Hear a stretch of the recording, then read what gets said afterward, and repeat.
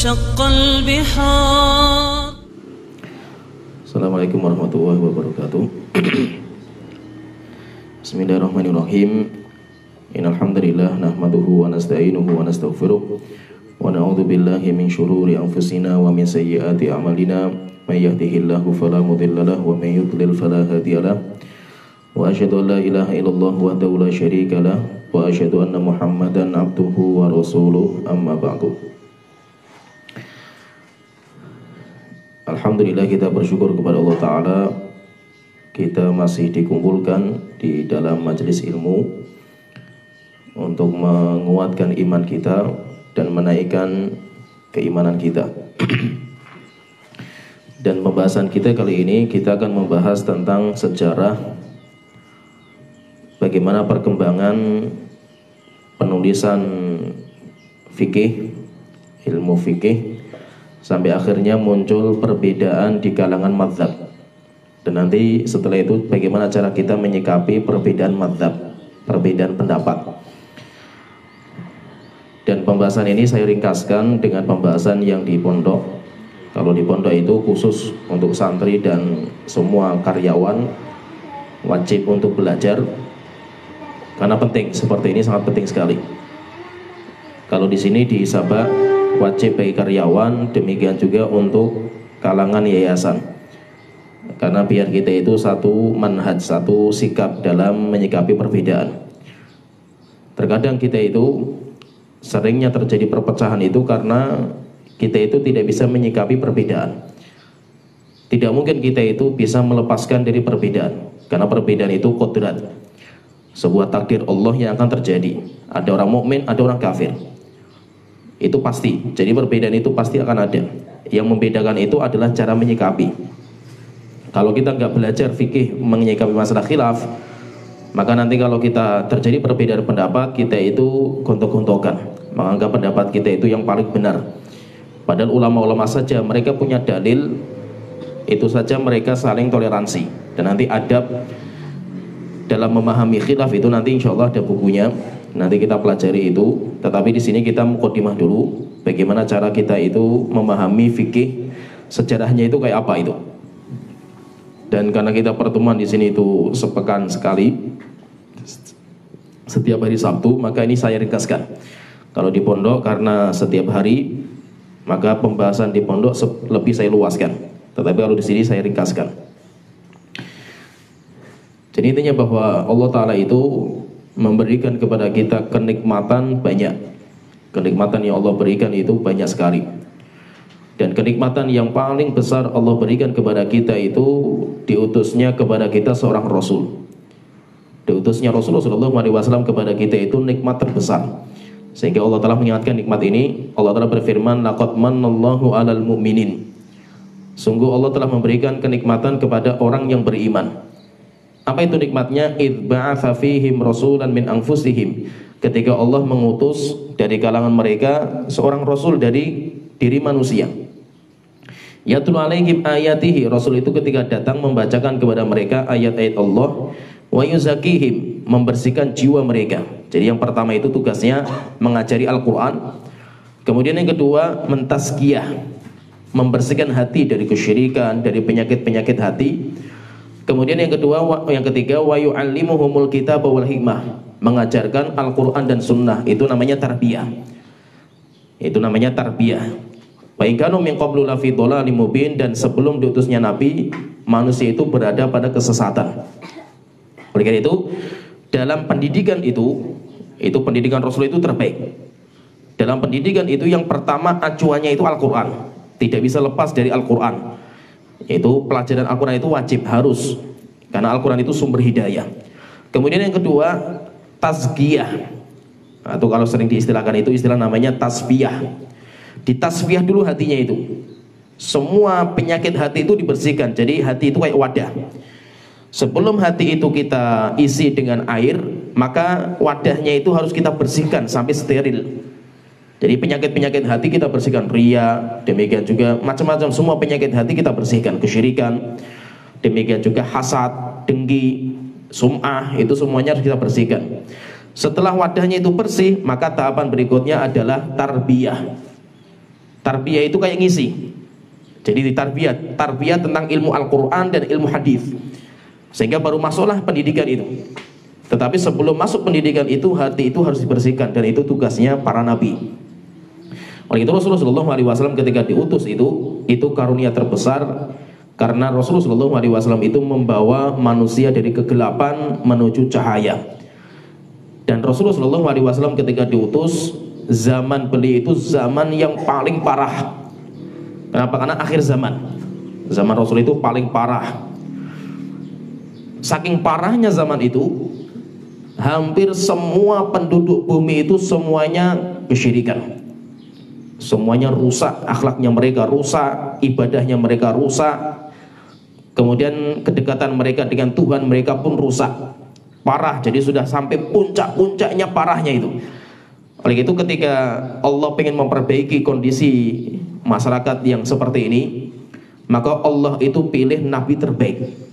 Tidak main-main itu, nabi yang dipilih sama Allah itu yang terbaik. Kenapa? Karena kondisinya paling parah. Sehingga dicek sama Allah Ta'ala itu.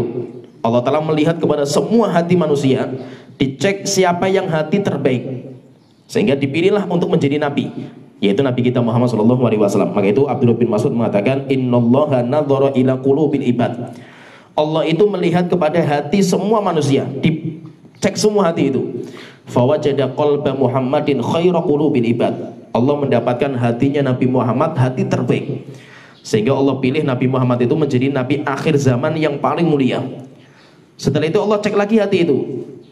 Tsumma nadhara ila qulubil ibad ba'da qalbi Muhammad. Setelah itu Allah melihat kepada hati manusia setelah hatinya Rasulullah. Maka fawajada qulub ashabihi khaira qulubil ibad. Allah mendapatkan hatinya para sahabat adalah hati terbaik, sehingga Allah pilih mereka sebagai orang yang menyertai Rasulullah SAW, membela Rasulullah SAW, dan siap berkorban untuk Rasulullah SAW. Jadi kalau kita perhatikan itu, zaman itu rusak sekali zaman itu. Sampai Rasulullah SAW menyebutkan dalam hadis Muslim itu, sampai Allah murka kepada semua penduduk dunia. Semua dimurkai, dibenci semuanya sama Allah Ta'ala, dilaknat sampai Arabnya, apalagi selain Arabnya. Rasulullah SAW bersabda, dikeluarkan oleh Imam Muslim dari seorang sahabat namanya Iyad bin Himar al-Mujashi'i radhiyallahu anhu. Beliau mengatakan, Ana Rasulullah sallallahu alaihi wasallam qala dzata yaumin fi khutbatihi. Rasulullah sallallahu alaihi wasallam itu suatu ketika pernah bersabda ketika khutbah. Ya, Rasul ketika khutbah itu Rasul ngomong, penting sekali itu.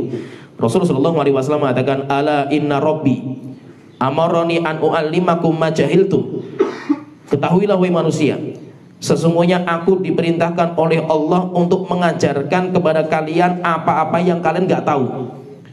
Mimma 'allamani yaumi hadza, dari semua ilmu yang Allah ajarkan kepada saya di hari ini. Kullu malin nahaltuhu 'abdan halalun.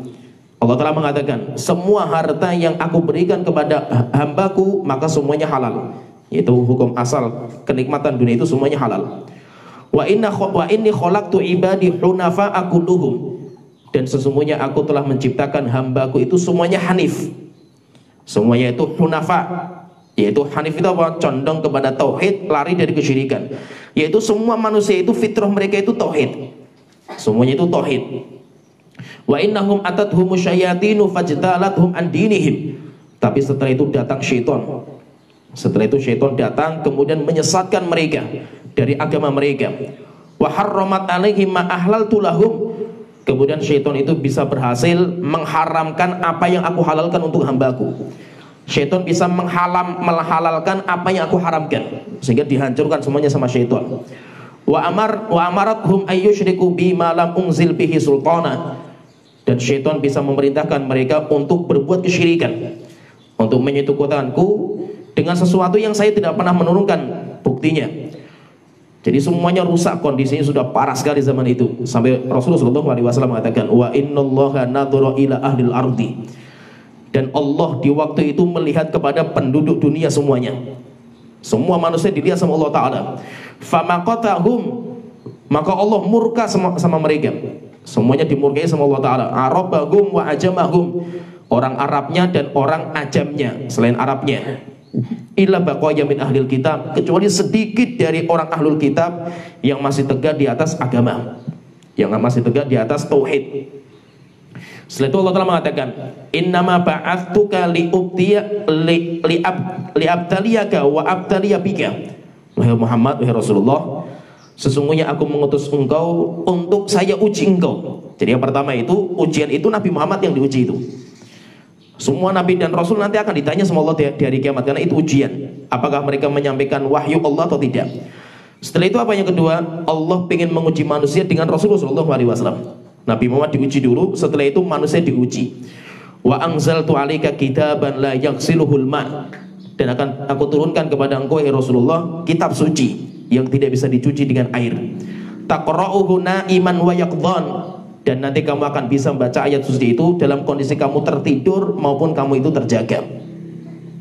Jadi kalau kita perhatikan hadis ini masih panjang sebenarnya, sabdanya Rasulullah masih panjang, tapi poin kita yang ingin kita ambil di sini bahwa Allah itu menciptakan hambanya itu dalam kondisi fitrah. Setelah itu syaitan menghancurkan fitrahnya ini dengan diajak untuk berbuat kesyirikan, diharamkan apa yang Allah halalkan, menghalalkan apa yang Allah haramkan. Itu kerjaan syaitan. Sampai akhirnya apa? Sampai Allah murka kepada semua penduduk dunia. Maka Allah ingin menyelamatkan manusia, sehingga Allah mengutus Nabi Muhammad SAW. Kemudian Allah membekali kepada Rasulullah wahyu Al-Quran sebagai hidayah bagi manusia. Dan kalau kita perhatikan, memang zaman itu, zamannya Rasulullah SAW itu zaman yang kalau kita perhatikan itu dakwah Rasulullah SAW dalam merintis dakwah itu berat sekali. Kenapa? Karena corak masyarakat, kalau kita perhatikan zaman itu, coraknya itu masyarakat zaman itu penguasa dunia waktu itu ada 2 negara, sehingga hampir semua nanti yang lain itu ikut. Kenapa? Karena adidaya. Yang pertama Persia, dengan agamanya, dengan budayanya, dengan keyakinan mereka. Mereka punya budaya sendiri, mereka punya agama sendiri. Kemudian yang kedua Romawi. Mereka juga punya budaya, punya teknologi mereka, ya, canggih teknologi mereka. Kemudian yang ketiga ada Yahudi. Yang ketiga ada Yahudi, mereka punya keyakinan juga. Kemudian yang keempat ada orang-orang Arab. Orang-orang Arab dengan keyakinan mereka dan budayanya mereka. Setelah itu Rasulullah SAW itu muncul. Rasulullah SAW muncul berhadapan dengan model-model agama seperti ini. Pertama Persia. Persia negara yang adidaya. Bahkan zaman Rasulullah SAW pun ketika terjadi peperangan antara Romawi dan Persia, Persia menang. Sebagaimana Allah sebutkan dalam surat Rum, ghulibatir Rum, Romawi kalah. Berarti menunjukkan Persia itu luar biasa kekuatannya itu. Persia dengan agama dia namanya agama Majusi.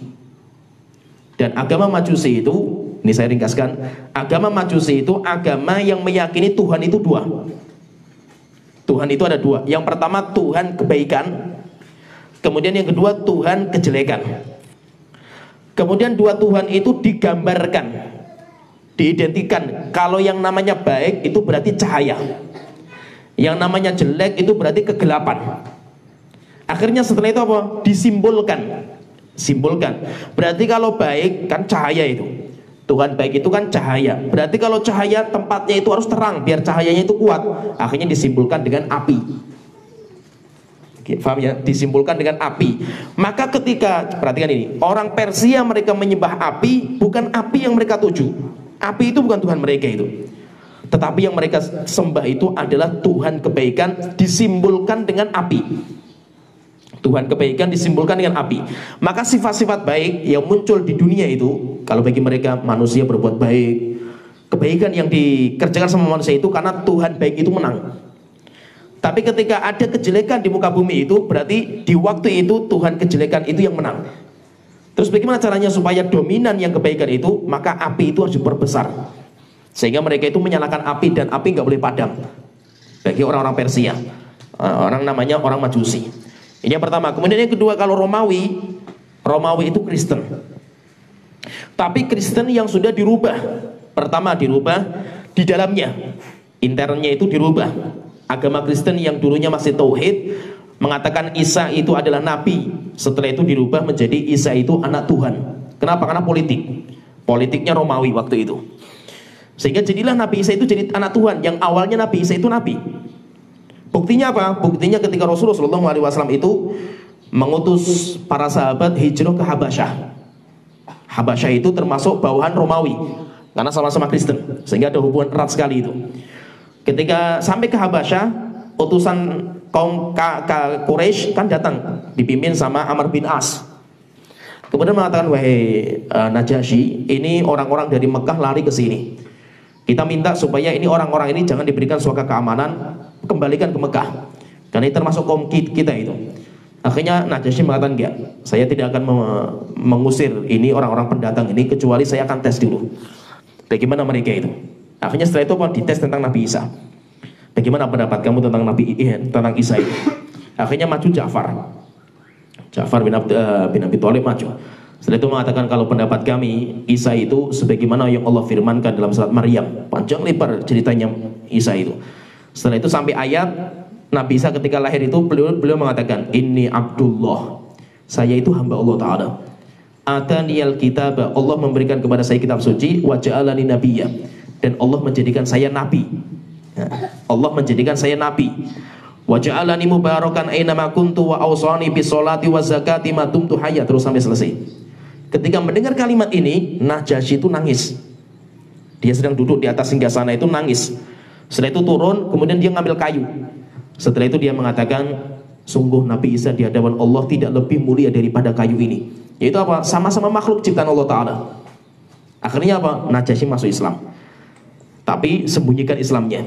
Sampai akhirnya meninggal dunia, Rasulullah SAW mensolatkan sholat Ghaib. Bukti berarti apa? Agama Kristen itu sudah dirubah, yang mengatakan Isa itu anak Tuhan. Maka itu di dalam kitab Injil itu yang menyebutkan adanya Trinitas, Tuhan itu ada 3 kesatuan, itu cuma ada 1 ayat. Dan 1 ayat ketika diteliti para uskup yang di Vatikan itu semuanya sepakat bahwasanya palsu. Ayat itu ayat palsu. Tapi harus dijadikan sebagai pedoman. Kenapa? Karena supaya Nabi Isa itu anak Tuhan. Itu harus jadi anak Tuhan itu. Kenapa? Karena politik. Karena waktu itu urusan politik negara. Jadi agama Kristen waktu itu internnya sudah dirubah tentang keyakinan Nabi Isa, sehingga sudah syirik.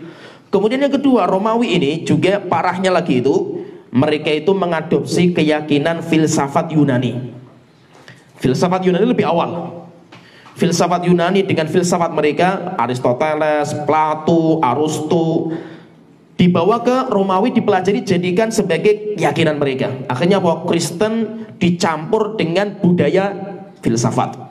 Filsafat kacau lagi itu, karena mereka pengen sampai kepada Tuhan dengan akal mereka.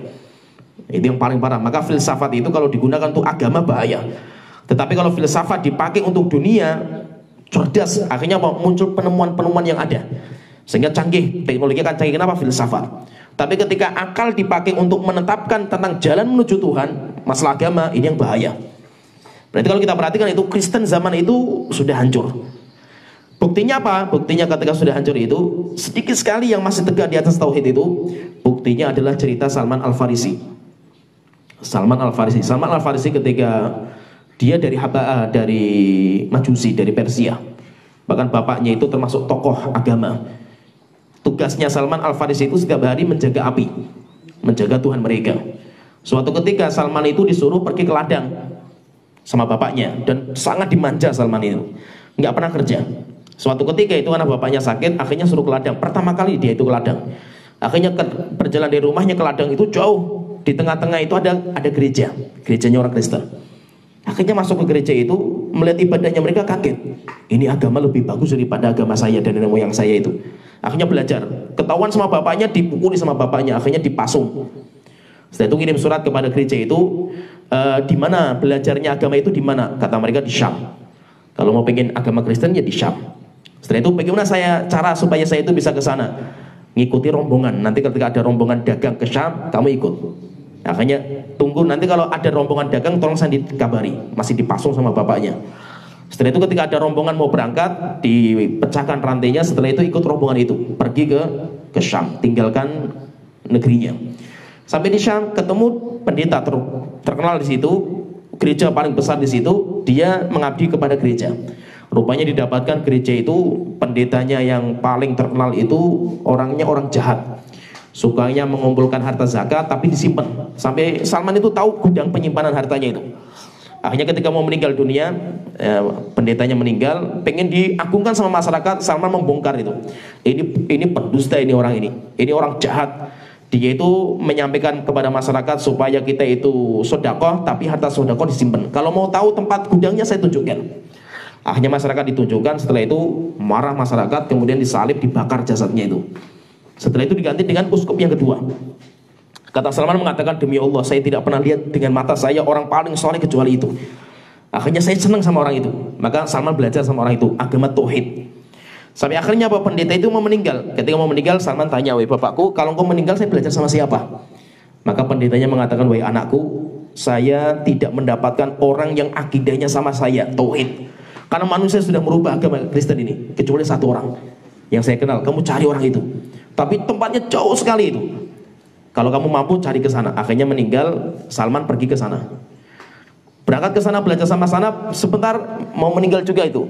Saya tanya, terus saya mau belajar sama siapa itu? Kata dia, nggak ada lagi, kecuali teman saya satu yang saya kenal yang masih tauhid di sana. Akhirnya sana terus pindah-pindah sampai terakhir kata Salman, kata pendeta Salman kepada pendeta, wahai bapakku, kalau engkau meninggal dunia terus saya belajar sama siapa? Kata beliau, sudah nggak ada lagi, tidak ada lagi, semua sudah dirubah agama Kristen ini. Tetapi wahai Salman, sekarang itu zaman kenabian. Kamu cari nabi itu. Kalau kamu cari orang Kristen sudah nggak ada yang tauhid, kecuali satu zaman ini satu yang kamu cari yaitu nabi. Terus tanya, terus bagaimana saya mencari? Kamu tanda-tandanya. Nabi itu akan pindah ke sebuah tempat yang diapit sama pohon kurma. Yang kedua, nabi itu makan harta hadiah tapi nggak makan harta zakat dan sodakoh. Yang ketiga, nabi itu punya stempel di punggungnya, daging yang nonjol. Kalau kamu bisa cari itu. Akhirnya meninggal dunia, dikuburkan. Setelah itu Salman bekerja sampai jadi orang kaya Salman ini. Setelah itu Salman tanya sama orang-orang, mana tempat yang diapit sama pohon kurma, yaitu banyak pohon kurma itu. Kata orang-orang Medina, nggak ada yang lagi. Medina. Akhirnya Salman tanya, kafilah dagang mana yang mau berangkat ke Medina? Akhirnya ada kafilah berangkat, kasih semua hartanya sama Salman itu. Sampai ke sana dibawa kafilah ini, rupanya penjahat mereka itu. Salman setelah itu ditangkap, jadikan budak, dijual. Sampai ke Medina, dijual, akhirnya dibeli sama orang Yahudi. Setelah itu Salman kerja. Sampai ketika kerja itu terdengar desas-desus di kalangan Yahudi, Nabi Muhammad itu hijrah ke Medina. Akhirnya apa? Gemeter Salman itu. Nabi Muhammad sudah datang. Akhirnya setelah itu mengumpulkan kurma, dibawa ke Rasulullah, mata Nabi Muhammad, ini hadiah dari saya, ini sedekah dari saya. Rasulullah kumpulkan para sahabat suruh makan, tapi Rasulullah nggak makan. Nah, ini tanda. Setelah itu besoknya kumpulkan kurma lagi, mata Nabi Muhammad, saya kemarin lihat kamu nggak makan sedekah, ini tak kasihkan hadiah saja itu. Rasulullah kumpulkan para sahabat dan Rasulullah makan. Berarti tanda, sudah lihat Medina, sudah pohon kurma sudah banyak dilihat. Kemudian yang kedua, tanda kedua kelihatan. Tinggal yang ketiga, stempel kenabian. Maka Salman itu sering berjalan di belakang Rasulullah, pengen melihat ketika bajunya tersingkap. Rasulullah tahu. Akhirnya suatu ketika dibuka, punggungnya itu dibuka, melihat stempel itu, daging yang nempel itu. Akhirnya setelah itu Salman yakin sekali bahwa saya itu adalah seorang nabi. Akhirnya masuk Islam. Setelah itu nanti terakhirnya Salman itu diperintah sama Rasulullah untuk membayar dirinya, membebaskan dirinya, dan nanti para sahabat membantu semuanya itu. Sampai Rasulullah itu ketika Salman itu masuk Islam, dapat cerita yang dahsyat kayak gini, maka Rasulullah mengatakan, Salman, ceritakan cerita kamu kepada para sahabat supaya mereka tahu perjuangan cari hidayah itu nggak mudah gitu loh. Susah mencari hidayah itu. Sampai Rasulullah mengatakan, jika seandainya kenabian itu bisa dicari, yang paling layak jadi nabi itu kamu, yaitu dari kalangan Persia. Kenapa? Kamu lebih susah payah cari hidayah daripada saya itu. Sampai rela menjual dirinya jadi budak itu karena cari hidayah. Jadi yang pertama, Majusi itu dia meyakini bahwa Tuhan itu ada dua, diidentikan dengan api dan kegelapan. Kemudian yang kedua Romawi itu agamanya Kristen, kemudian sudah dicampur dengan filsafat. Kemudian yang ketiga Yahudi, dan Yahudi di Medina pun banyak. Ada 3 kabilah Yahudi di Medina, kemudian di luar Medina ada Khaybar juga. Sedangkan orang Yahudi mereka faham kebenaran, detail-detailnya tahu. tetapi mereka melawan. Tahu kebenaran tapi pengen dilawan sama mereka, pengen dihancurkan kebenaran itu. Kemudian yang keempat corak masyarakat yang dihadapi sama Rasulullah itu, yang keempat itu adalah orang-orang Arab jahiliyah. Kalau orang Arab jahiliyah itu mereka menyembah kepada berhala, tetapi berhala itu juga hanya gambaran saja, itu simbol. Berhala itu simbol, tapi mereka itu ada Tuhan yang lain. Kayak tadi orang Majusi itu, orang Majusi kan Tuhannya itu kan Tuhan kebaikan. Tuhan kebaikan itu cahaya, disimbolkan dengan api. Jadi ketika mereka menyembah api, bukan api yang mereka tuju itu, tapi simbolnya itu yang disimbolkan, yaitu sesuatu yang disimbolkan dengan api itu, yaitu Tuhan kebaikan. Demikian juga orang-orang kafir Quraisy ketika mereka menyembah berhala, Lata, Uzza, Mana, Hubal dan yang lainnya itu, bukan berhala yang mereka tuju. Kenapa? Berhala itu cuma batu itu. Tapi apa yang mereka tuju? Sesuatu yang menitis, yang disimbolkan dengan patung itu, yaitu apa? Roh-roh orang yang sudah meninggal dunia dari rohnya orang soleh. Itu. Jadi mereka seperti itu. Maka itu kalau kita perhatikan, antara orang Arab Quraisy sama orang Majusi itu dekat agamanya itu. Kenapa? Sama-sama meyakini ada Tuhan. Kemudian Tuhan itu harus disimbolkan untuk disembah. Disimbolkan dengan apa? Dengan benda yang nampak dengan mata. Kalau Majusi api, kalau orang Quraisy berhala. Sedangkan Romawi lebih dekat kepada kaum muslimin. Kenapa? Karena sama-sama meyakini adanya Allah sebagai Tuhan. Yang berbeda itu cuma status Nabi Isa. Kalau orang muslim mengatakan Nabi Isa itu nabi, kalau orang Romawi, orang Kristen mengatakan Nabi Isa itu anak Tuhan. Tapi sama-sama mengatakan Allah itu Tuhan. Allah itu adalah Tuhan, sama. Yang membedakan cuma status Nabi Isa. Maka itu kalau kaum muslimin ketika di Mekah itu, mereka lebih senang kalau yang menang perang itu adalah Romawi. Kenapa? Karena Romawi lebih dekat sama kita. Sedangkan orang kafir Quraisy lebih senang kalau yang menang itu Majusi, Persia. Kenapa? Persia lebih dekat sama agama mereka. Maka ketika diturunkan surat Ar-Rum itu, kan waktu itu kan Romawi kalah. Akhirnya kaum muslimin sedih. Orang-orang kafir Quraisy bahagia. Akhirnya kan Allah telah mengatakan ghulibatir Rum. Memang Romawi itu sekarang kalah. Tapi nanti beberapa dekade lagi Romawi itu nanti akan menang. Romawi itu nanti akan menang. Setelah itu kaum muslimin senang dengan turunnya ayat ini. Jadi kalau kita perhatikan itu, Rasulullah SAW itu beliau menghadapi 4 macam keyakinan yang mereka itu sudah mengakar. Mereka itu sudah mengakar kokoh sekali itu, dan Rasul berhadapan dengan mereka. Kenapa? Romawi Persia walaupun mereka itu jauh dari Arab, tapi mereka itu punya kekuasaan di Arab. Walaupun gak sampai menaklukkan Arab, karena gak ada yang bisa ditakluk, mau taklukkan apanya gak ada. Tapi mereka punya perwakilan. Seperti Raja Ghassan, itu kan sudah masuk di Jazirah Arab itu.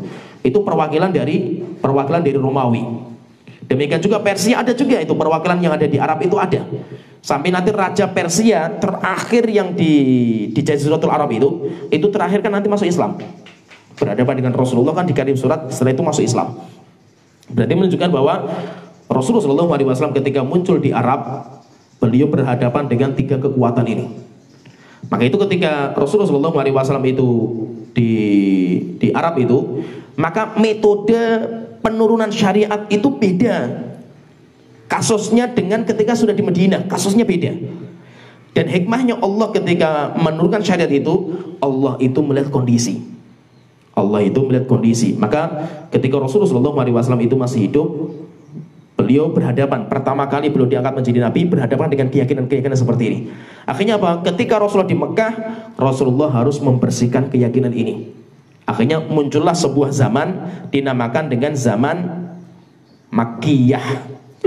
Zaman ketika Rasulullah itu hidup di Mekah. Nanti setelah itu Rasulullah SAW hijrah ke Madinah, sudah selesai, sudah Islam sudah kuat, sudah diperangi itu, yang kesyirikan, kerusakan itu sudah diperangi sama kaum muslimin. Akhirnya zaman akan berubah. Akhirnya Allah pun menurunkan syariat pun berbeda. Sehingga di zaman itu dinamakan dengan zaman Madaniyah. Nanti siaknya, yaitu metode Allah dalam mentarbiyah itu beda. Beda. Dan nanti setelah Rasulullah meninggal dunia, masuk zaman sahabat, beda lagi nanti zaman sahabat, coraknya beda. Sahabat meninggal dunia ganti dengan zaman tabi'in, coraknya dalam mereka itu mengambil sebuah hukum beda lagi. Sampai nanti akhirnya apa? Sampai ke zaman-zaman berikutnya berbeda.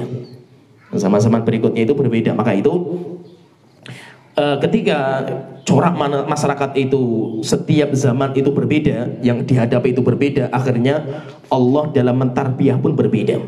Sampai akhirnya apa? Wajar kalau seandainya nanti muncul mazhab. Sampai ketika muncul mazhab, akhirnya muncul perbedaan. Kenapa? Zamannya sudah seperti itu. Maka yang penting itu apa? Bagaimana kita itu menyikapi masalah perbedaan yang ada. Maka itu nanti setelah kita faham seperti ini, kita faham bahwa Rasulullah SAW itu ketika beliau diangkat menjadi nabi, beliau berhadapan dengan agama-agama yang seperti ini. Sehingga Rasulullah SAW poin dakwah pertama beliau ketika masih di Mekah itu dakwah tauhid.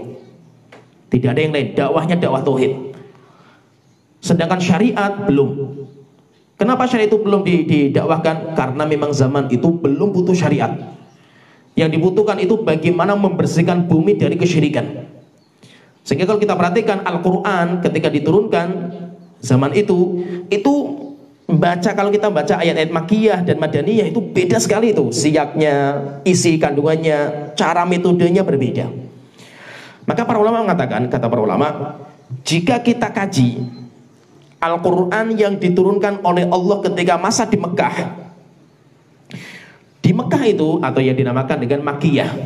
Dinamakan dengan Makkiyah itu karena inti dakwahnya Rasulullah SAW di sana itu masih dakwah tauhid, akhirnya berbicaranya kisaran itu. Terus apa yang dikerjakan atau inti syariat tasyri' zaman Mekah itu apa? Kata para ulama dikumpulkan semuanya itu inti pembahasan syariat ketika Rasulullah SAW di Mekah itu yang pertama intinya dakwah tauhid. Intinya itu dakwah tauhid, yaitu apa? Yaitu sebuah ayat di dalam surat Al-Anbiya 25.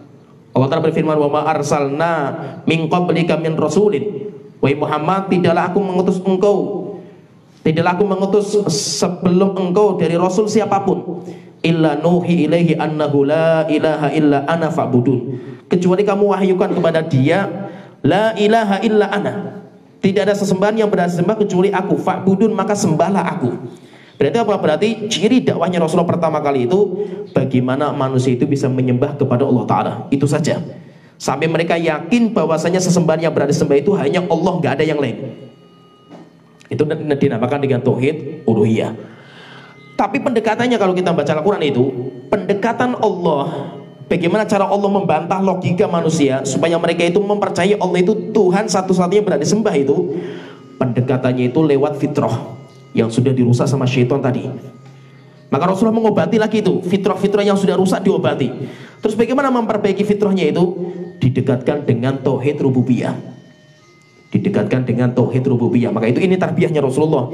Dan kalau kita itu dalam tarbiyah sekarang ikuti metode ini luar biasa. Jadi apa? Tujuan kita memang tauhid uluhiyah, tujuan kita. Bagaimana orang itu menyembah Allah, salat kepada Allah, menyembelih hanya kepada Allah. Inna solati wa nusuki wa mahyaya wa mamati lillahi rabbil alamin, itu tujuan manusia. Salatnya, sembelihan, hidup dan mati itu hanya untuk Allah Ta'ala. Tapi untuk sampai ke sana, tarbiyah sampai ke sana itu lewat metode uluhiyah. Coba kalau kita perhatikan banyak ayat Makkiyah itu bicara tentang rububiyah Allah Ta'ala. Bagaimana Allah menciptakan langit, menciptakan bumi, dahsyatnya Allah menciptakan binatang. Itu semua pendekatannya dari situ. Supaya apa? Supaya fitrah itu bersih lagi. Jangan sampai orang meyakini apa? Bahwasanya ada sang pencipta selain Allah Ta'ala. Bahwasanya ada zat yang luar biasa melebihi Allah Ta'ala. Ada yang bisa memberikan manfaat dan manfaat selain Allah Ta'ala. Ini sudah rusak fitrahnya itu. Karena syaitan tadi itu. Oleh itu kalau kita baca Al-Quran, contohnya misalkan beberapa contoh.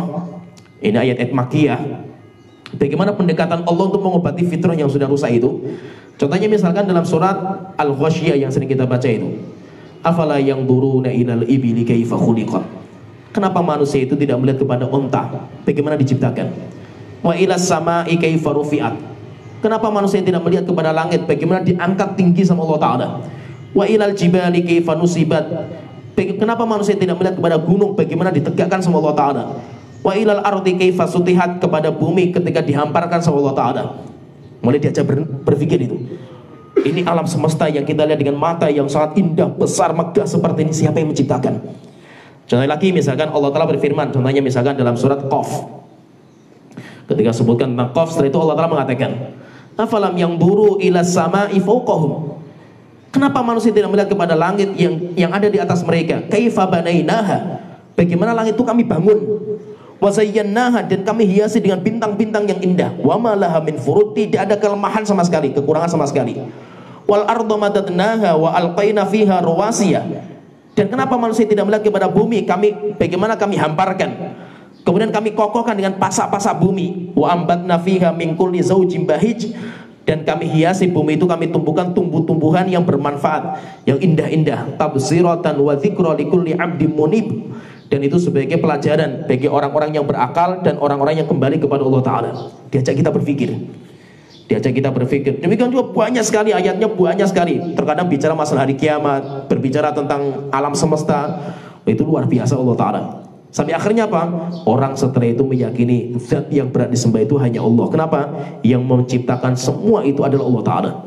Nah, berarti poin pertama dakwahnya Rasulullah ketika masih di Mekah itu bicaranya masalah tauhid.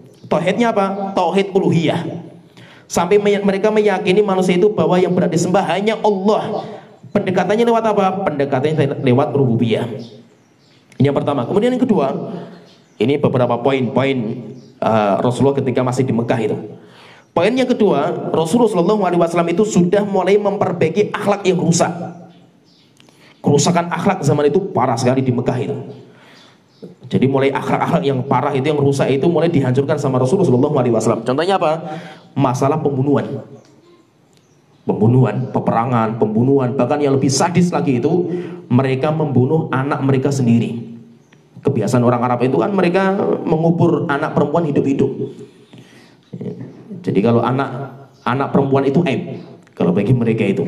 Sehingga kalau ada orang, dia itu istrinya itu melahirkan anak perempuan, malunya luar biasa itu suaminya itu. Sampai Allah telah berfirman dalam Al-Quran itu, wa idza busyira ahaduhum bil untha. Jika ada salah seorang di antara mereka dikabarkan istrinya itu lahir anak perempuan, dhalla wajhu muswaddan wa huwa kadzim, maka wajahnya muram dan sedih sekali itu, malu sekali. Yatawara minal qaumi min su'i ma busyira bihi. Dia itu kalau berjalan itu sampai sembunyi-sembunyi itu. Tidak mau itu tampak di hadapan orang. Kenapa? Takut kalau ditanya anak kamu laki-laki atau perempuan itu. Takut, sehingga mereka itu bersembunyi-sembunyi itu. Maka Allah Ta'ala mengatakan ayumsikuhu ala hunin. Maka pilihannya dua. Mereka itu pilihan dua. Yang pertama, anak perempuan masih dirawat dalam kondisi hina, nggak dapat warisan, nggak dapat apa-apa nantinya itu. Atau yang kedua, au yadussuhu fiturab, atau anak itu dikubur hidup-hidup. Anak itu dikubur hidup-hidup. Jadi itu akhlak yang rusak, parah sekali kerusakannya itu. Nah, pertanyaan, anak yang dikubur hidup-hidup itu apa itu? Syekh Wafi, apa itu? Pikir sampai di mana ini antum nih? Anak yang dikubur hidup-hidup itu namanya apa? Kan kebiasaan orang Arab itu kalau ada anak perempuan, entah anak perempuan itu dirawat dalam kondisi hina tapi, atau anak perempuan itu dikubur hidup-hidup. Lah yang dikubur hidup-hidup itu namanya apa? Namanya? Itu di surat At-Takwir ada itu. Cek Al-Mau'udah. Wa idzal mau'udatu su'ilat. Terus bi ayyi dzambin qutilat. Ketika mau'udah, anak perempuan yang dikubur hidup-hidup itu nanti ditanya di hari kiamat itu, dosanya apa kamu itu dibunuh itu? Enggak punya dosa itu, cuma sekedar bahwa status dia itu perempuan itu. Berarti menunjukkan apa? Akhlaknya rusak sekali orang Arab itu. Sedangkan cerita katanya Umar itu pernah seperti itu juga, kan sering terkenal itu. Umar itu pernah kayak gitu itu. Itu cerita palsu yang dicari sama para ulama ahlu sunnah itu nggak ada sumbernya di kitab-kitab sunnah itu, tapi yang ada di sumber kitab-kitab Syiah. Dan rupanya itu cerita dipalsukan sama orang Syiah. Yang katanya ketika istrinya itu lahiran itu kan istrinya nggak boleh Umar itu masuk ke dalam. Jangan sampai tahu status kelaminnya itu. Terus pokoknya istrinya mengatakan itu anak kamu laki-laki, sampai bangga Umar bin Khattab itu. Bangga di depan orang itu cerita saya punya anak laki-laki, saya punya anak laki-laki. Dan nggak pernah tahu itu sampai akhirnya ketika anak itu dewasa. Katanya Umar itu mengajak anak itu untuk berburu, naik kuda, memanah dan berburu. Nah ketika diajari seperti itu, anak itu pengen kencing. Kemudian ketika dibuka celananya itu mendapatkan kemaluannya itu perempuan. Akhirnya marah luar biasa Umar sampai akhirnya bikin kuburan, langsung ditaruh di situ masih hidup, kemudian ditanam hidup-hidup itu. Nah nantinya ketika masuk Islam kan Umar sering menyesal. Nah di cerita itu Umar itu ketika sudah masuk Islam itu nangis karena mengingati cerita itu, cerita dulunya itu. Tapi apa, cerita ini palsu. Tujuannya apa? Untuk menghancurkan kewibawaan Umar bin Khattab. Itu kebiasaan orang Syiah itu. Maka itu ketika kebiasaan orang Arab zaman itu dalam pembunuhan itu dahsyat, rusaknya akhlak mereka seperti ini, akhirnya Islam sudah mulai bicara. Islam walaupun di awal-awal itu sudah mulai bicara itu, masalah pembunuhan itu sudah mulai dibicarakan. Demikian juga Allah Ta'ala berfirman dalam surah Al-An'am, wala taqtulu nafsal lati harramallah, kalian jangan membunuh jiwa yang Allah haramkan. Sudah mulai dibicarakan sejak di Mekah. Sejak di Mekah. Kenapa? Karena sudah berhadapan dengan akhlak-akhlak yang rusak itu. Kemudian diantara yang dibahas sama Allah ketika masa Makkiyah itu tentang haramnya zina. Kenapa? Karena rusak sekali akhlaknya orang Arab dalam masalah ini. Perzinahan merajalela. Bahkan diantara metode pernikahan mereka itu, orang Arab itu macam-macam. Nanti ada satu metode orang Arab yang masih dipertahankan dalam Islam. Yaitu dengan cara apa? Seorang kalau menikah itu datang ke wali perempuan dengan cara melamar. Itu adatnya orang Arab. Tapi sama Islam dibenarkan. Sehingga itu menjadi budaya kita sekarang itu. Tetapi orang Arab bukan hanya itu. Metode pernikahan itu macam-macam mereka itu. Ada di antara metode itu, siapa yang pengen menikah, dia itu masang bendera. Perempuan yang pengen nikah itu masang bendera di atas rumah. Kalau ada bendera berarti apa? Berarti isyarat laki-laki siapapun boleh masuk. Nah, nanti berhubungan kalau wanita itu hamil, tinggal dia mengatakan, nah, dari daftar laki-laki yang berzina sama dia itu, oh saya pengen nikah sama si A. Si A nggak boleh nolak. Itu caranya seperti itu. Demikian juga ada namanya istibdha. Istibdha lebih top lagi itu. Dan itu katanya di Indonesia itu di pedalaman masih ada. Istibdha itu apa? Orang itu pengen punya anak titisan orang-orang mulia. Kiai misalkan antum, wafi misalkan orang top itu. Nah, saya pengen punya anak kayak antum misalnya, titisan antum itu. Bagaimana caranya? Caranya itu istri saya tak suruh nginep di tempat antum. Sampai dindoki lah itulah itu. Diteluri nanti sampai ngendok sampai hamil, nah saya bawa. Dan nggak boleh saya campur itu supaya apa? Ini benar-benar titisan antum gitu. Nah, itu biasa kayak gitu di negeri Arab kayak gitu. Apalagi ketika ada tokoh-tokoh, pemuka-pemuka kabilah itu seperti itu kebiasaan mereka. Itu namanya istibdha dan itu ada. Dan macam-macam metode pernikahan mereka itu macam-macam itu. Akhirnya Islam mulai bicara untuk menjaga kemaluan. Maka Allah Ta'ala berfirman, walladzina hum li furujihim hafizun. Dan orang-orang terhadap kemaluan mereka itu mereka menjaga. Mulai dibicarakan. Kemudian yang selanjutnya Allah sudah mulai bicara tentang masalah harta. Supaya harta kita itu nggak bercampur dengan yang haram. Sudah mulai dibicarakan. Sehingga orang muslim itu bersih harta mereka dari kerusakan orang-orang Arab seperti apa? Riba. Demikian juga makan harta anak yatim. Demikian juga mencuri, mengurangi timbangan, itu dibahas sama Allah Ta'ala dalam ketika masih di Mekah itu. Allah Ta'ala berfirman misalnya, wala taqrabu malal yatimi illa billati hiya ahsan. Kamu jangan deketi harta anak yatim kecuali dengan yang pas, dengan yang tepat, yang baik. Hatta yablugha asyuddah, sampai anak yatim itu sudah mulai dewasa. Wa auful kaila wal mizana bil qist. Tegakkan timbangan dan takaran dengan pas. Sudah mulai dibicarakan masalah-masalah riba, mulai dibahas. Kenapa? Karena itu masalah harta. Supaya orang muslim itu mereka itu bersih hartanya itu. Kemudian selanjutnya poin yang dibahas di dalam masa Rasulullah ketika masih di Mekah itu yang kedua, yang selanjutnya itu mulai ada syariat-syariat utama. Walaupun nggak detail. Apa itu? Sholat. Rasulullah SAW itu di Mekah sholat. Tapi belum ada sholat 5 waktu. Kapan mulai ada sholat 5 waktu itu? Ketika Isra dan Mi'raj. Puasa mulai ada. Tetapi bukan puasa Ramadan. Puasa Ramadan nanti setelah hijrah. Demikian juga zakat ada, sedekah ada, tapi bukan zakat mal dan fitr seperti kita. Karena itu nanti di Mekah, di Madinah. Berarti kalau kita perhatikan itu usul ibadah itu sudah mulai dibahas. Nah, maka ini namanya syariat ketika diturunkan masih masa namanya masa Makkiyah. Ini syariat yang diturunkan di masa Makkiyah. Intinya apa? Kalau kita perhatikan itu intinya yang pertama itu bicara masalah tauhid. Ini paling utama dan porsinya paling besar. Masalah tauhid, demikian juga masalah akhirat. Itu porsinya paling besar. Kemudian yang kedua akhlak. Pendidikan akhlak. Seperti apa? Pembunuhan, kezaliman mulai dibahas. Kemudian yang ketiga masalah perzinaan. Karena perzinahan masalah keturunan, nggak sembarangan ini. Kemudian yang keempat mulai dibahas masalah harta. Jangan sampai orang muslim itu makan dari harta yang haram. Kemudian yang kelima sudah mulai dibicarakan masalah usul ibadah.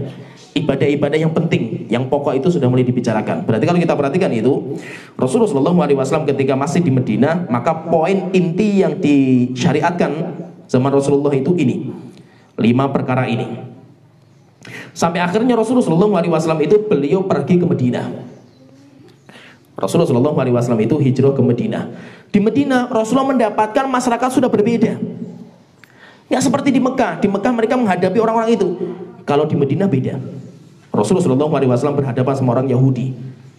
Rasulullah SAW berhadapan sama orang munafik. Rasulullah SAW berhadapan sama orang-orang Arab Ansor Madinah asli. Terus bagaimana caranya? Biarkan Allah yang akan membongkar. Maka orang Yahudi dibongkar semuanya sama Allah Ta'ala dalam Al-Quran di fase Madinah. Demikian juga orang munafik dibongkar semuanya sama Allah Ta'ala hati mereka. Demikian juga mulai diperbaiki tentang orang-orang Arabnya. Sampai akhirnya orang-orang Arabnya pun tegak di atas agama Allah Ta'ala. Sedangkan poin-poin yang dibahas oleh Allah ketika fase Madinah itu ada 5 poin juga. Mulai Allah itu memperbaiki. Kalau yang pertama kan pondasi sudah bagus, akhirnya setelah itu cabangnya. Apa yang dibahas itu? Yang pertama rincian tentang rukun ibadah, rukun Islam secara rinci itu. Sholat secara rinci, sholat sunnah, demikian juga puasa Ramadan, puasa sunnah juga, demikian juga zakat mulai dirinci lagi, ada zakat, ada sedekah, zakat nanti dirinci semuanya sama Allah Ta'ala. Kenapa? Karena pondasinya sudah kuat. Kemudian yang kedua sama Allah Ta'ala ketika masa Madinah itu mulai dibahas tentang ta'amul, bagaimana orang itu bermuamalah.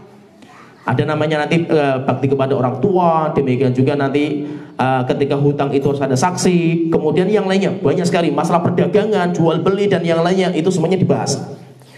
Itu yang kedua. Kemudian yang ketiga, poin inti syariat ketika di Madinah itu mulai bicara masalah hak keluarga. Bagaimana hubungan dalam keluarga itu, suami, istri, anak, semua dibahas sama Allah Ta'ala. Kemudian yang ketiga, mulai dibahas tentang memerangi musuh-musuh Islam.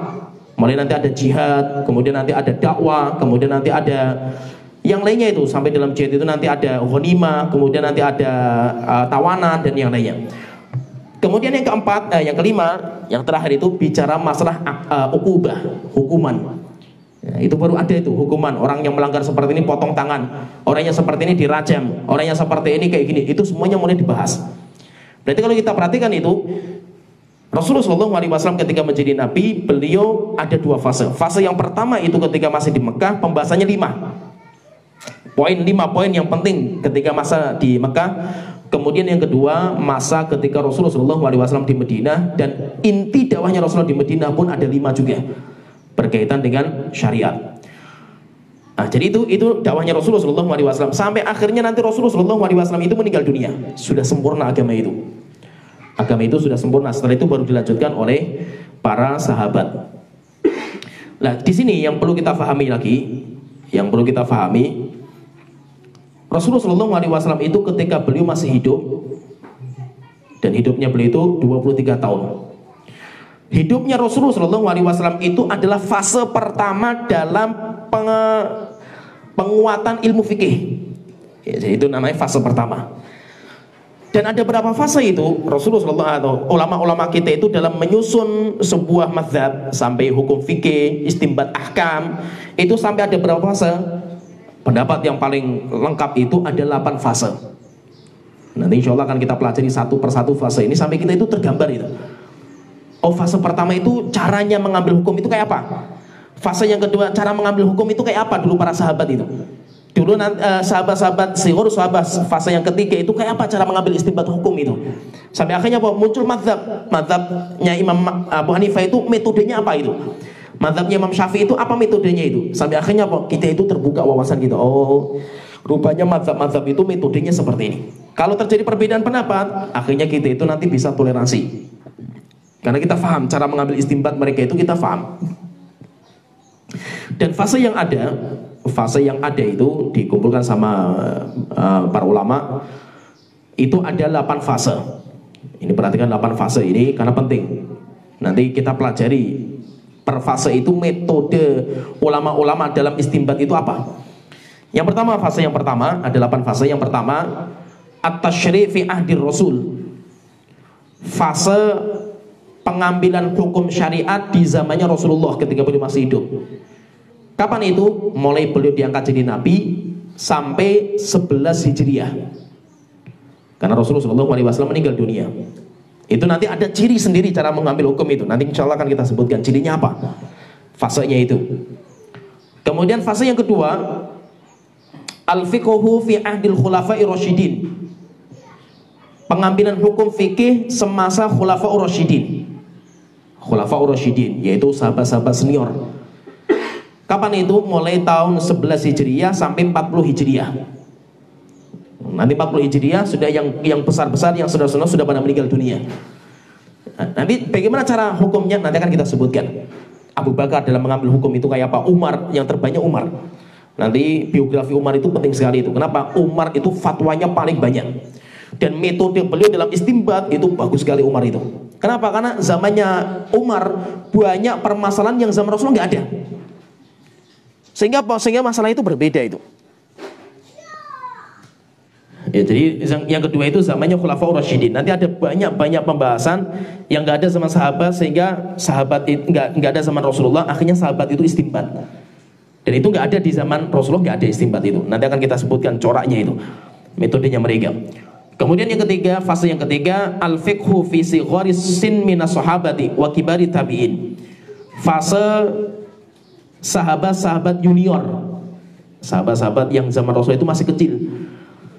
Dan fase itu juga termasuk fasenya kibaru tabi'in, ulama-ulama tabi'in yang senior. Kapan itu fasenya itu? Mulai tahun 100 Hijriah sampai 320 Hijriah. 100 Hijriah sampai 320. Kemudian yang kelima, fase yang kelima, al-fiqhu min muntasafil qarnir rabi. Fikih pertengahan abad keempat ila suquti Baghdad, sampai jatuhnya kota Baghdad di Irak. Yaitu ketika jatuh berarti hancur Islam itu waktu itu. Perkembangan kejayaan Islam hancur karena dikuasai sama Tatar waktu itu. Kapan itu dimulainya? Tahun 320 Hijriah sampai 656. 320 Hijriah sampai 656. Ini fase kelima. Nanti coraknya kayak apa? Nanti kan kita sebutkan coraknya itu. Kemudian fase yang keenam, fikih min muntasafil qarni sabi ila nihayatil qarni tasi. Di pertengahan abad ke-7 sampai di akhir abad ke-9. Itu ada model coret sendiri juga, coraknya berbeda. Kapan itu? Mulai tahun 656 sampai 900 Hijriah. 656 sampai 900 Hijriah. Kemudian ad-dauru sabi, fase yang ke-7, al-fiqhu min awailil qarnil ashir ila muntasafil qarni tsalits asyar. Cara penetapan fikih awal abad ke-10 sampai pertengahan abad ke-13. Yaitu mulai tahun 900 Hijriah sampai 100. Nah, jadi yang ke-7, fikih sejak awal abad ke-10 sampai pertengahan abad ke-13. Tahun 900 Hijriah sampai 1250 Hijriah. Kemudian yang ke-8 yang terakhir, fikih min muntasafil qarni tsalits asyar ilal an, sejak pertengahan abad ke-13 sampai sekarang. Yaitu dimulai sejak tahun 1250 Hijriah sampai abad ini. Itu nanti corak pengambilan fikih pun berbeda. Berarti kalau kita perhatikan itu ada 8 fase. Ada 8 fase dalam penetapan syariat. Bagaimana cara istinbat terhadap hukum, kemudian sampai menetapkan ilmu fikih, itu nanti ada 8 fase ini. Fase yang pertama, ini secara ringkas, fase yang pertama itu yaitu fase Rasulullah SAW itu belum masih hidup. Yang tadi pernah saya singgung sebentar tentang masa Rasulullah SAW itu ada Makkiyah dan Madaniyah. Kalau itu kan metodenya. Tetapi kalau kita perhatikan fase ini, fase Rasulullah SAW masih hidup itu adalah fase wahyu ilahi. Jadi di fase itu ada kelebihan yang nggak dimiliki sama fase-fase berikutnya. Yaitu apa? Di fase itu wahyu Allah itu masih turun. Itu kelebihan fase itu. Dan wahyu Allah itu ada 2 macam. Wahyu yang Allah turunkan itu ada dua, yaitu al-wahyu minallahi lafdhan wa maknan. Wahyu yang Allah turunkan kepada Rasulullah dalam bentuk lafaz dan maknanya. Lafaznya dari Allah, maknanya juga dari Allah Ta'ala. Yaitu apa itu? Al-Quran. Itu wahyu dari Allah Ta'ala. Kemudian yang kedua, wahyu dari Allah maknan duna lafaz. Maknanya Allah berikan kepada Nabi Muhammad maknanya itu, tapi pengungkapan lafaznya Rasulullah yang membuat kalimatnya itu. Tapi apa? Maknanya dari Allah Ta'ala. Kalau itu adalah sunnah. Oleh itu ada ayat wa ma yantiqu anil hawa. Nabi Muhammad itu kalau ngomong bukan karena hawa nafsu, keinginan dia semata, bukan. In huwa illa wahyu yuha. Itu adalah wahyu yang Allah wahyukan. Tapi wahyunya itu maknanya. Wahyunya itu maknanya. Sedangkan lafadznya Rasulullah yang bikin lafadz. Maka itu apa? Hadis Rasulullah itu walaupun wahyu dari Allah Ta'ala tidak boleh dipakai untuk sholat. Orang nggak boleh sholat pakai hadis. Walaupun mengatakan kan hadis itu wahyu dari Allah Ta'ala, iya, tetapi lafadznya dari Rasulullah, bukan lafadz dari Allah Ta'ala. Sehingga yang dipakai dalam sholat itu adalah wahyu yang lafadz dan maknanya dari Allah Ta'ala. Lafadznya itu dari Allah Ta'ala. Nah, itu semuanya adalah sunnah. Nah, itu semuanya adalah wahyu. Jadi ada wahyu yang bersifat lafadz dan makna, ada yang bersifat makna tapi tanpa lafadz. Ketika zaman ini adalah zaman wahyu, dan itu ciri paling bagus, yaitu kelebihan paling mulia di zaman itu adalah zaman wahyu. Nanti Rasulullah meninggal dunia, wahyu berhenti. Wahyu sudah gak ada lagi. Akhirnya di zaman itu metode penetapan syariat itu berhenti kepada wahyu. Tidak ada sahabat yang ijtihad, tidak butuh ijma'. Gak ada ijma', gak ada ijtihad, gak ada qiyas. Yang penting apa? Semuanya kembalikan ke Rasulullah. Semuanya kembalikan ke Rasulullah. Dan orang itu zaman itu nggak banyak bertanya. Orang zaman itu nggak bertele-tele itu, banyak bertanya, banyak nggak. Yang penting mencukupkan dalil. Ada dalilnya mereka amalkan, enggak, ya wes mereka nggak tanya-tanya itu. Kenapa? Nggak ada takalufnya itu. Maka itu apa? Mereka itu standarnya wahyu. Mereka itu standarnya wahyu. Sehingga Al-Quran ketika mereka hidup itu jadi pedoman. Jika mereka itu menjalankan kehidupan dunia yang awalnya itu hukum asal dunia itu halal, karena tadi Allah kan sudah mengatakan itu setiap kehidupan dunia itu halal. Maka kalau mereka itu menjalankan kehidupan dunia yang masih menjadi budaya mereka itu, mereka jalankan.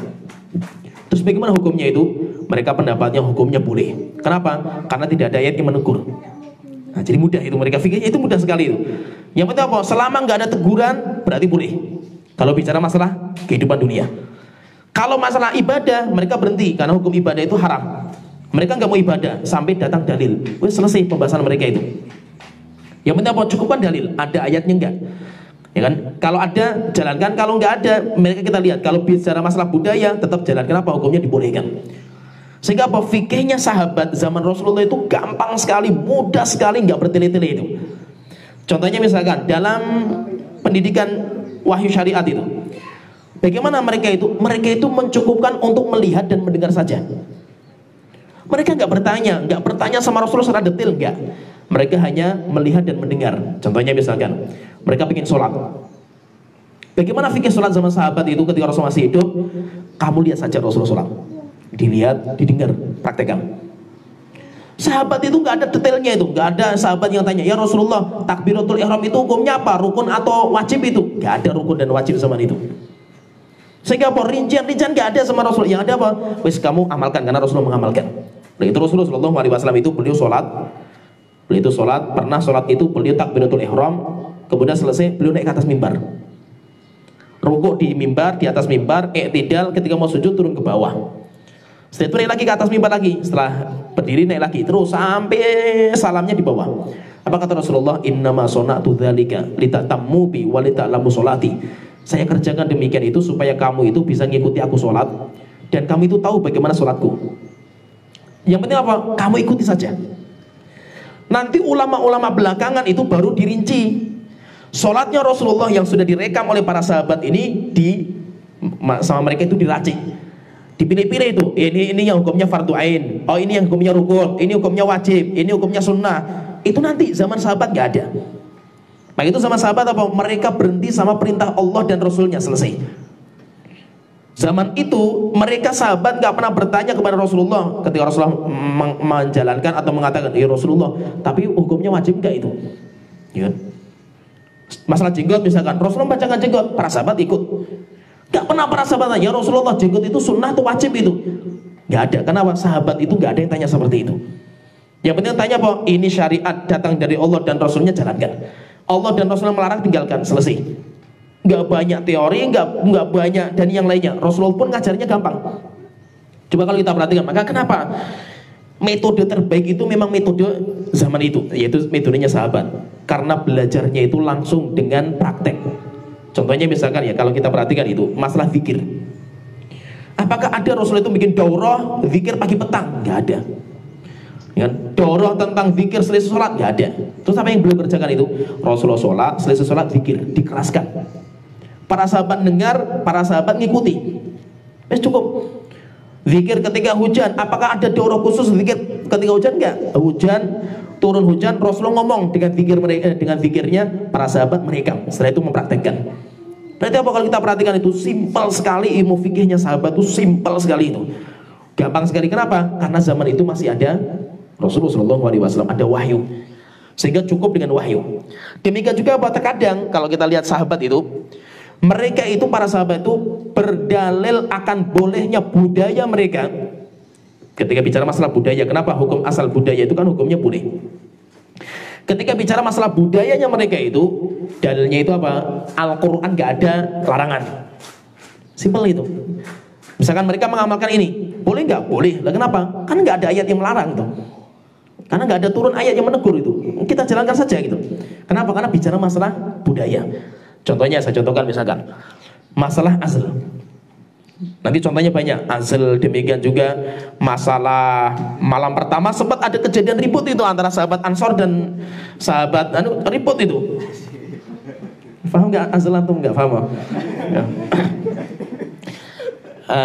Ketika para sahabat, jadi ada seorang sahabat itu, mereka itu kan azl itu kalau berhubungan badan suami istri itu supaya nggak punya anak itu diazl kalau zaman itu, karena zaman dulu kan nggak ada kondom itu.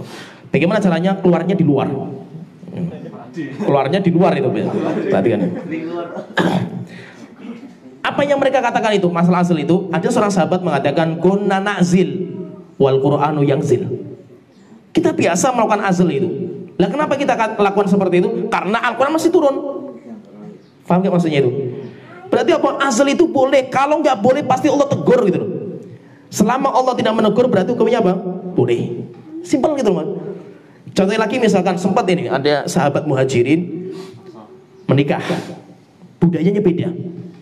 Beda masalah apa? Cara berhubungan intimnya itu. Kalau orang, jadi ada adat yang harus cara berhubungannya itu harus resmi gitu. Resmi itu harus resmi lah itu. Nggak banyak gaya gitu loh. Lah yang laki-laki itu pengen banyak gaya gitu. Karena di negerinya itu biasa banyak gaya itu. Akhirnya perempuan nggak mau itu. Ini apa ini gaya kayak gini kayak itu. Akhirnya ribut.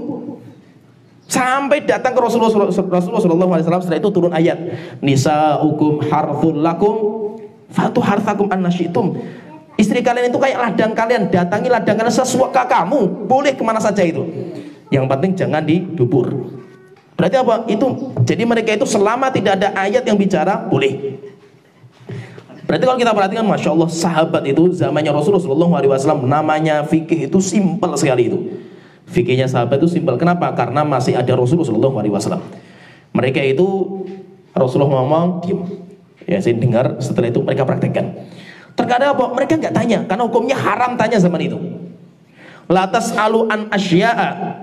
Kalian jangan tanya masalah-masalah zaman Rasulullah masih hidup itu. Setelah itu apa kata Allah? Itubdalakum tasukum. Kenapa? Karena kalau kalian tanya, Rasulullah jawab itu malah berat jawaban bagi kalian itu.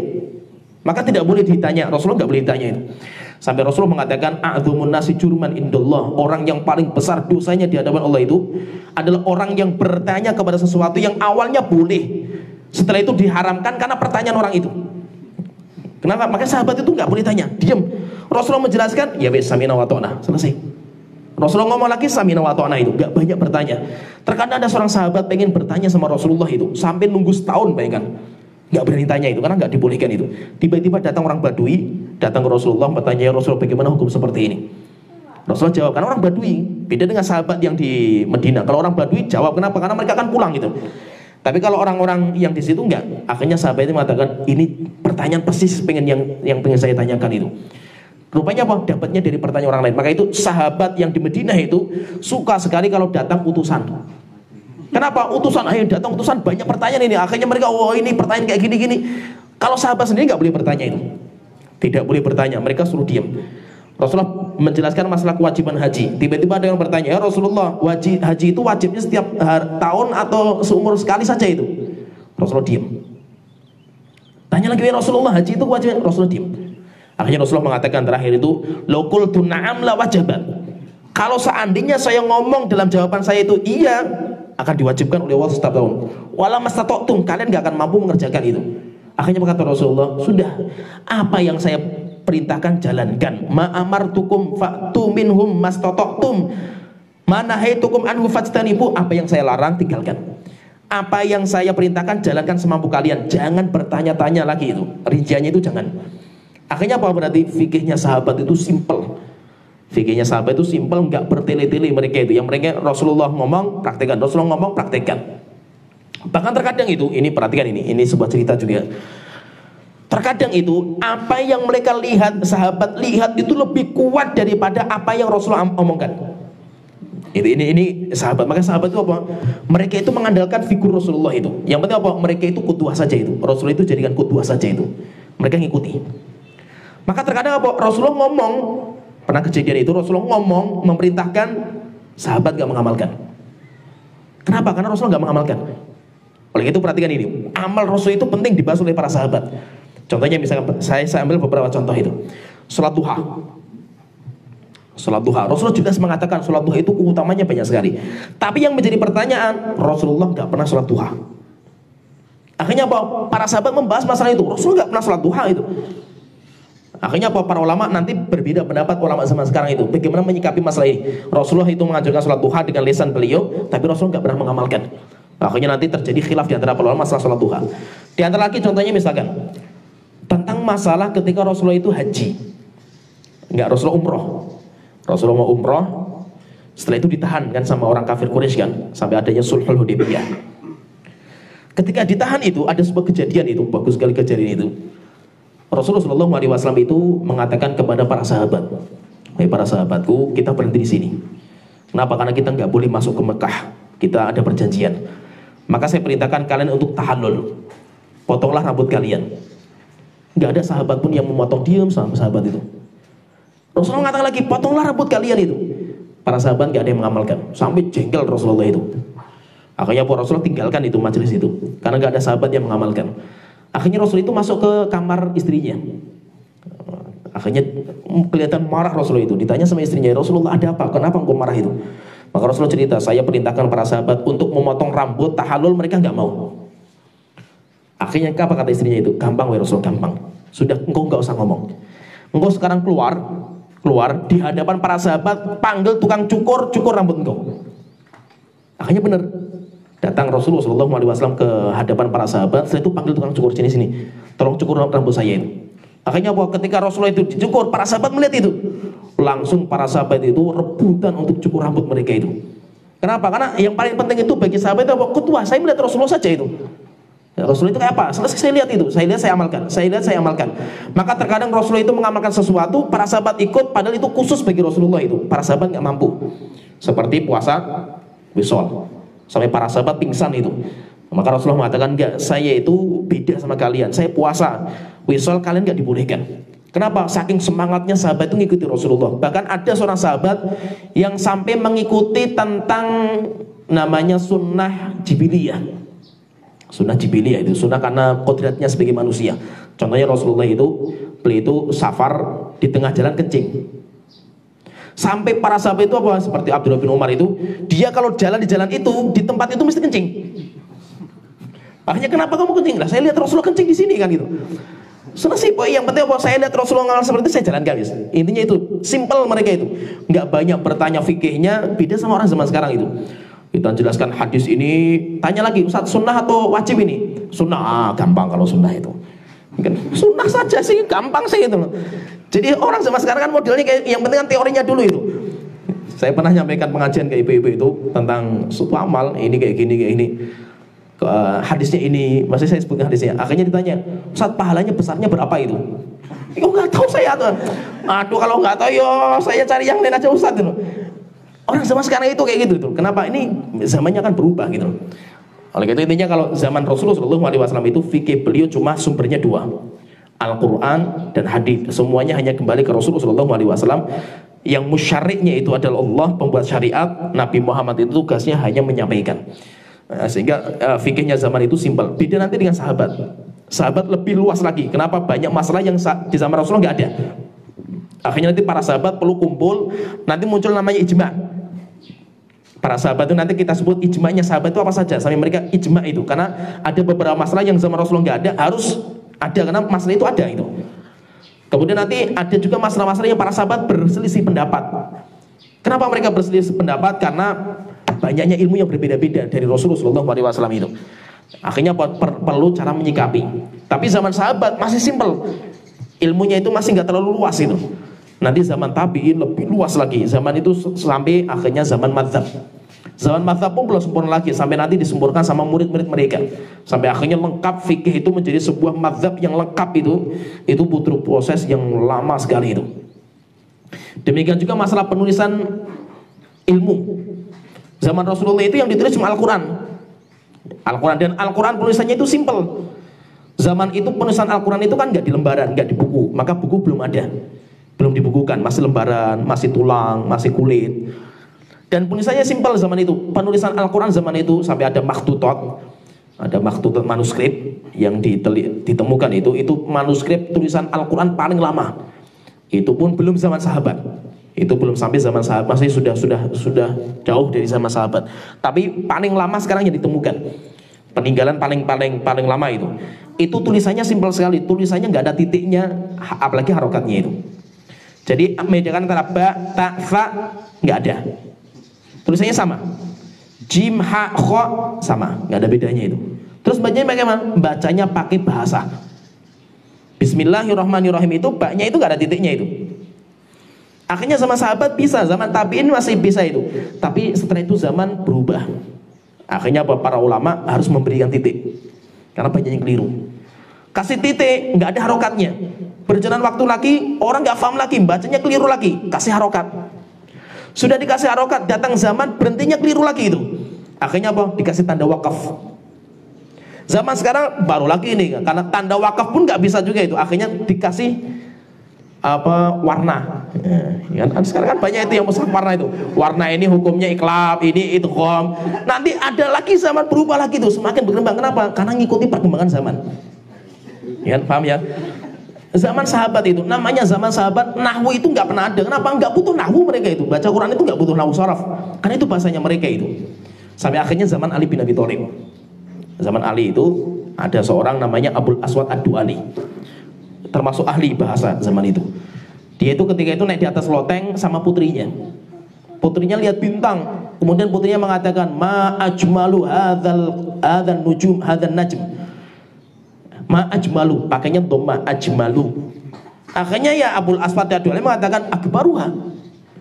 Maka putrinya kata, loh bapakku saya nggak tanya sama engkau gitu loh. Lah kok kamu ngomong kayak gitu loh.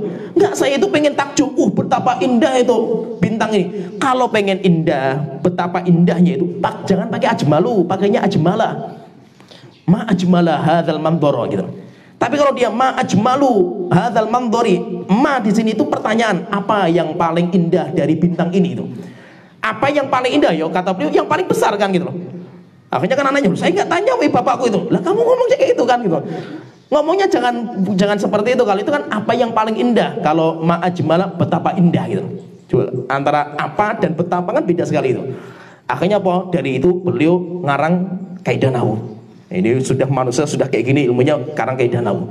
Masih simpel sekali. Setelah itu berkembang sampai akhirnya kalau antum baca kitab itu, satu kitab buku itu, ini tulisan kasih garis, itu namanya matan kan. Disyarah, ini syarah itu kan penjelasan matan supaya matan itu mudah difahami, ada syarah. Syarahnya itu sudah nggak bisa difahami lagi itu. Akhirnya apa? Dikasih hawashi, catatan kaki itu. Coba ya. Catatan kaki itu kan untuk menjelaskan syarah, sudah syarah, dikasih catatan lagi, bayangkan hawashi itu. Hawashi nggak cukup lagi itu, akhirnya dikasih hamish di sini itu. Orang kalau baca buku, apalagi buku-buku kuning itu, buku kuning, masya Allah ini tulisannya sampai pinggir-pinggirnya itu tulisannya penuh gitu. Ya, apa ini cara? Kenapa? Karena lemahnya ilmu setiap zaman berjalan itu semakin lemah itu. Sampai saya dulu kalau di Yaman itu belajar kitab masalah nahwu itu, sawraf itu, kitab syarah Qatrun Nada. Syarahnya ditulis sama Imam Ibn Hisham sendiri. Qatrun Nada kan yang mengarang kan Imam Ibn Hisham. Setelah itu apa disyarah sama beliau.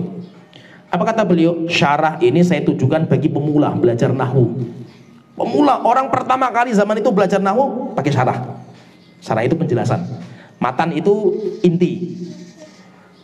Zaman sekarang ini syarahnya beliau yang ditulis untuk pemula ini kalau zaman kita itu paling tinggi. Di Indonesia belum tentu diajarkan itu. Kenapa? Karena nggak paham orang zaman sekarang itu. Saya di Yaman itu belajar sampai 3 kali syarahnya itu nggak paham. Yang 3 kali belajar sama syekh ini sampai sekarang hilang semua itu ilmu. Kenapa? Susah sekali itu. Zaman dulu ditulis untuk para pemula. Berarti apa? Berarti jauh sekali ilmu itu. Maka itu ilmu semakin hari semakin perlu dijelaskan panjang, jelaskan panjang itu. Akhirnya apa? Satu hadis dikupas sampai 1 jam gitu. Satu hadis itu. Kenapa? Karena butuh syarah ini. Karena orang nggak paham itu. Zaman sekarang itu semakin lemah itu. Kalau zaman dulu enggak. Zaman dulu itu namanya majelis ilmu itu majelis cuma nyampaikan hadis.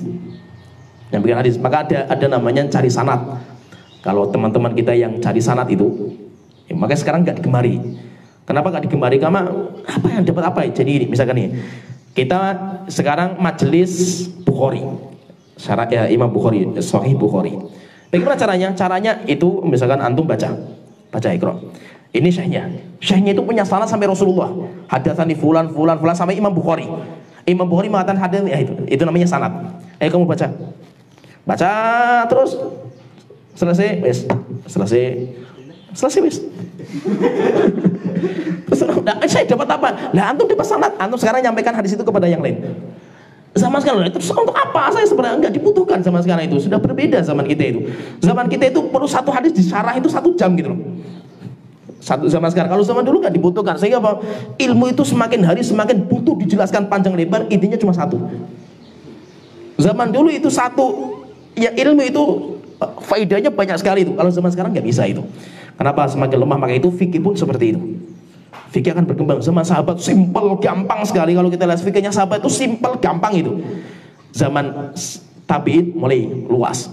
Zaman itu setelahnya mulai luas. Kenapa? Karena banyak permasalahan-permasalahan yang perlu dijelaskan.